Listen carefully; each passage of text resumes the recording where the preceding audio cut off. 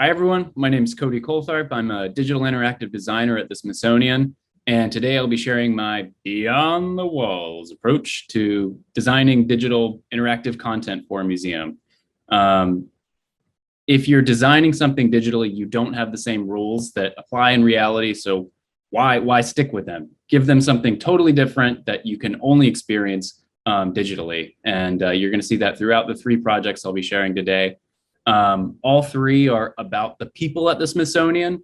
I think many people often think within the Smithsonian, they think of the stuff, and it's just like this like attic filled with a bunch of like junk. But reality is, I've met hundreds of historians and curators and archivists and educators who are really magicians because they take all this stuff, this dusty objects and specimens and artworks, and they weave these really interesting stories and make this stuff into this magical learning journey.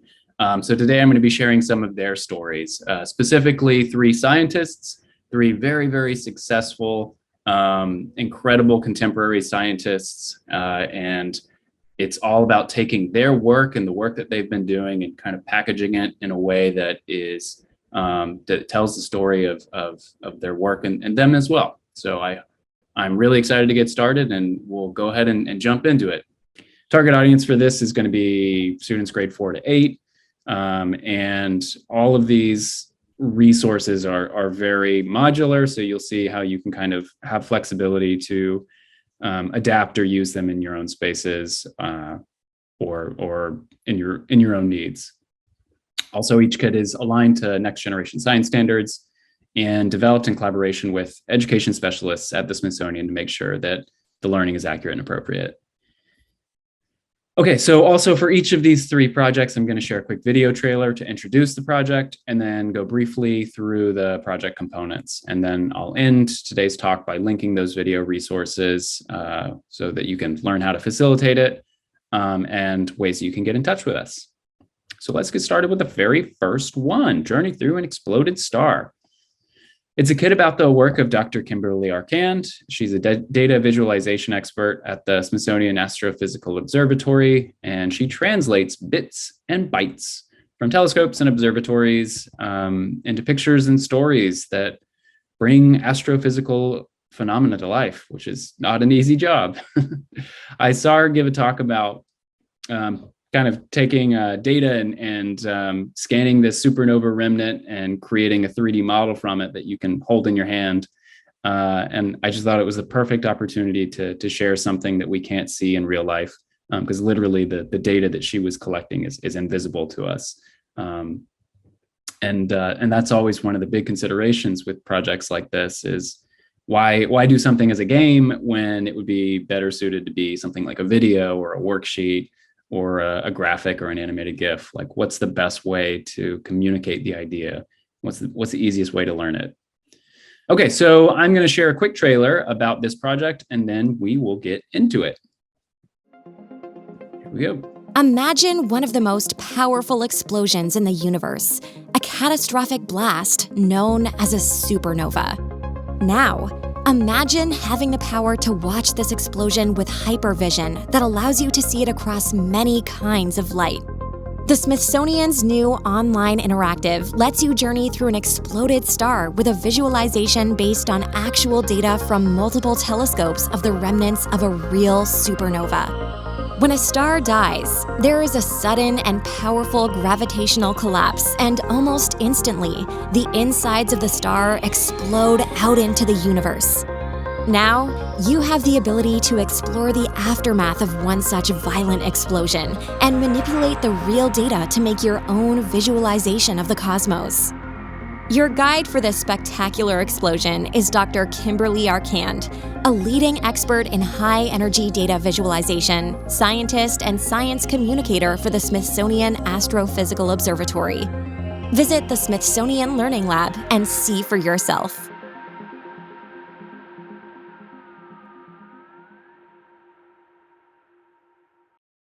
Okay, navigating to that link, s.si.edu/supernova, we get to this main project page, and scrolling down, you can see that there are these three main project elements, the interactive on the left, 360 YouTube video of the experience in the center, and on the right, the classroom activity to facilitate the experience in a classroom. So let's pop into that. All right, so I already have it loaded here. I don't know if you recognize this website, but this is the Smithsonian Learning Lab. I'm not going to go too much into detail about how to use the lab, but if you've never been there, highly recommend it. It's at learninglab.si.edu. But this is the classroom experience for the project, and it's divided in roughly into 4 parts, demarcated by these triangular bookmarks. The first part is Discover, in which they'll get an introduction to the fundamentals of the electromagnetic spectrum and also the creation of elements through the death of stars.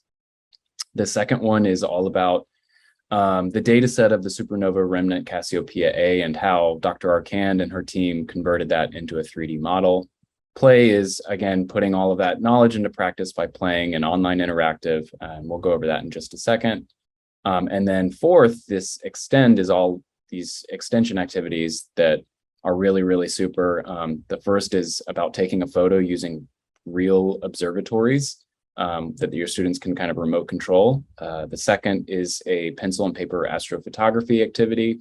And the third and final link is a video about Dr. Arcand and all about her career and her students.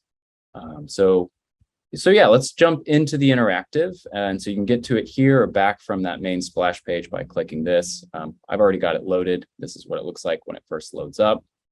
And I'm going to go into the right where it says Free Explore and slide through these sliders that tell you how to use it. And here we are. So this is the data set, and alarm's going off. So you can look around by clicking and orbiting the mouse, and using the arrows, you can move forward, you can move back, and then hovering the mouse over here on the left, you have these sidebar nozzles, and by hovering over each one of them, you can get a different visualization of each of the different layers of the scans, and it tells you a little bit about it at the bottom there. And you just can increase the saturation of each of the layers and also change the RGB of the model. Since all of this is just completely invisible to the naked eye, it's all, the colors are all make-believe, so you can make it into your own by changing whichever colors you want. Make your own, make it yourself, make it your own. But yeah, that is the visualization. And by kind of clicking around and moving forward, your students are able to go into it and really get completely surrounded by this data in a way that you just can't experience this in real life. And so it's pretty neat way to experience the cosmos. So next up is the Secrets of the Sea project. It presents the work of Dr. Nancy Knowlton, who is the Sant Chair Emeritus for Marine Science at the Smithsonian National Museum of Natural History. She really actually has a title that's like 30 sentences long, and I could spend my entire 20 minutes just talking about the project she's worked on. She's just a legend. But this project was born out of the idea of a lot of teachers that we talk to are talking about how difficult it is working with students to try to get them to care about climate change.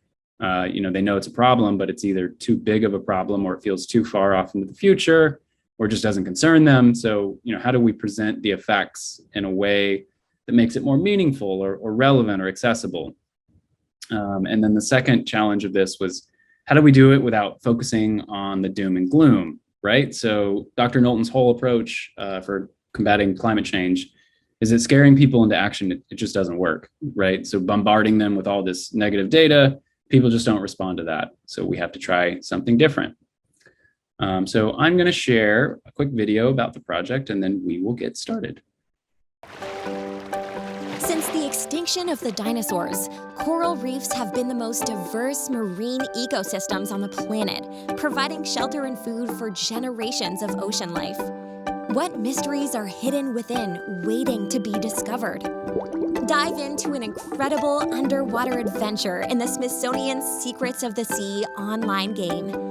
You'll navigate the hidden treasures of a coral reef, discovering the connections between the tiniest plants to the largest predators. The more you discover, the closer you will be to recreating a healthy ecosystem, returning life to the coral reef. Your guide on your submerged quest is Dr. Nancy Knowlton, renowned marine biologist and former Sant Chair for Marine Science at the Smithsonian's National Museum of Natural History. Visit the Smithsonian Learning Lab and start your adventure.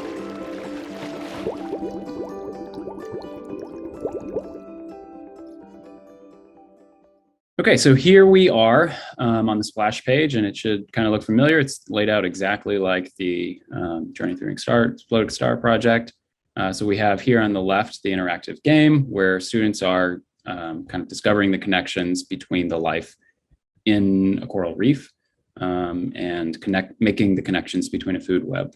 In the middle is a video biography of Dr. Knowlton, where you have a Cliff Notes version of her very long career studying changes in the oceans. And also she introduces this next generation of really awesome scientists and researchers. And then on the right, a classroom activity where students are learning about what coral is, how groups of them grow into a reef, and what threats they face with climates changing the oceans. So we'll do the same thing. We'll jump into the classroom activity and you kind of see kind of how it's laid out. Very briefly, this is targeted to kind of like, let me kill that.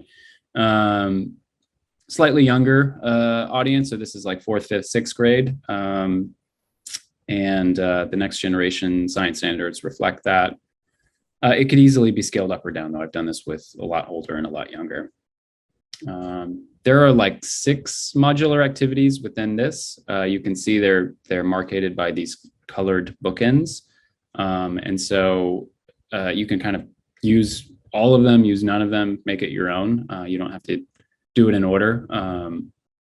But if I was gonna do it with a classroom, first you want to go through this first row of what is coral, and they're going to learn about what coral reefs are, what types of life they support, and then do some activities around what do you see, what do you think, and what does it make you wonder. And then they're going to do the 3D game. So then jump into the Secrets of the Sea interactive, which we'll go over in a second.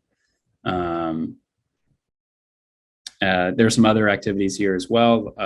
The concept around coral bleaching and things that they can do to help in this line here. And then finally, the same type of thing, some extension videos. And here's Dr. Knowlton's biography video as well, same as the splash. So let's jump into the Secrets of the Sea interactive. Here you are in the ocean, and you can see it's just kind of really grayed out and lots of whites, and that is kind of a metaphor for a bleached reef. But as you kind of go around and explore, you get close to things, you give a little bit of color back to the reef, and the more that you discover, the more types of sea life the reef will support. So for example, here's the little sea star. It eats seagrasses. So if you've collected enough seagrasses, it'll appear. Here's an anemone. We'll collect that real quick. And so you're basically going through the food web, trying to make these connections and provide the necessary food to bring the life back.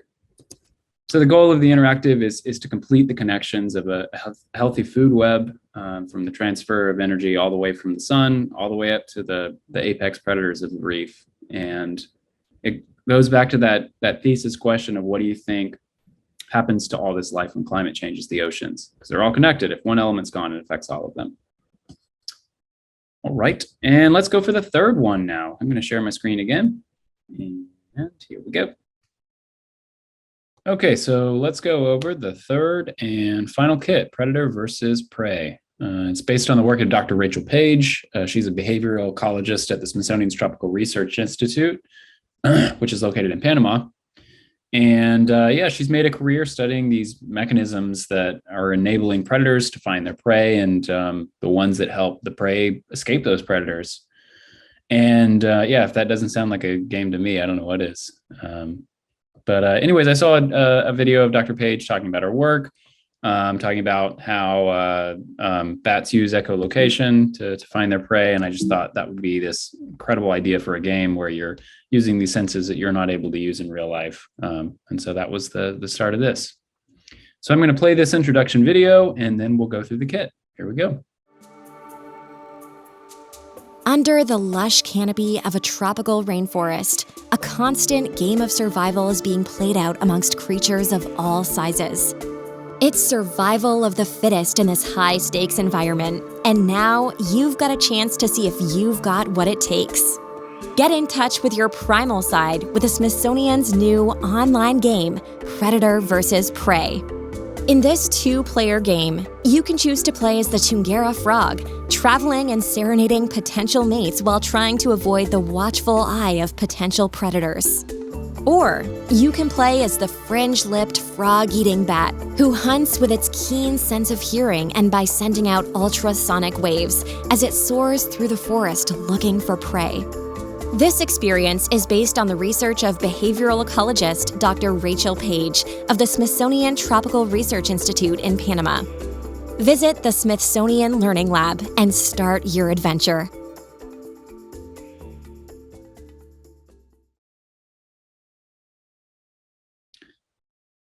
Okay, so here we are in the introduction main page, and there's just no surprises here. There's the online interactive here all the way on the left, a video biography of Dr. Page in the middle, and then on the right is the classroom or informal learning activity.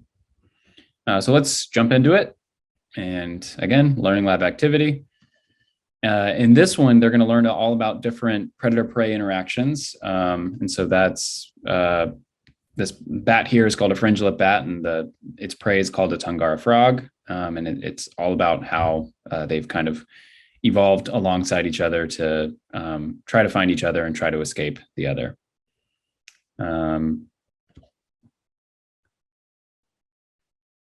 Again, the game can be accessed from here in this collection by clicking here or going back to the big splash page and clicking the button here, and we'll jump into it. So here is the game. It is a two-player game, so you need to share a keyboard to play. On the player on the left will be the bat player, and they are looking for their prey, the Tungara frog, and you can see these little yellow question marks. That's representative of something that it can hear down in the jungle and something it can want to potentially eat. So when it sees that, or hears that rather, it uses echolocation to see, oh, these are just katydid, which are edible, but not what I really want, which is a juicy Tungara frog hamburger. So pressing the E key activates that, and then pressing the S will swoop down. So you can see right there, if I do it one more time, I can see, oh, there's the frog. I think I'll swoop down and eat it. And successfully swooping down and eating the frog ends the game, and the bat player wins. Frog, on the other hand, has a slightly different goal in mind. It's not trying to find anything to eat. It's trying to find a mate. And to do that, it needs to find water so that it can use its call, in which it uses a series of what's called chucks and whines to attract a mate. And that's the whole point of the game, is to find water, attract a mate, and successfully mate while avoiding the watchful eye of the bat. This game does have a data activity where you're filling in data about how you're playing, and so that is really cool. And that's the game. So as promised, I want to include some helpful links to you to see if you're interested in introducing this into your spaces, or just want to learn more about the scientists. I'm going to send some links in the chat. And yeah, I'm looking forward to the Q&A section, which follows, and we'll hear from you then. Thanks again for your time, and I'll chat with you in just a second.